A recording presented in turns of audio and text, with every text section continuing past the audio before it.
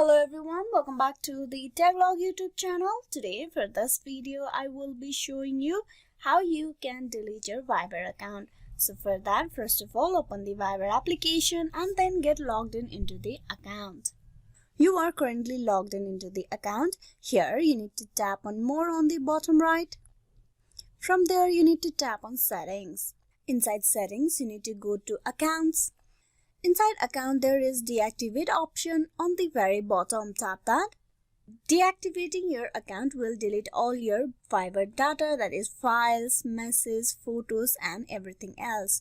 If you're sure you want to delete your account, you need to choose your country code and then below you type in the phone number.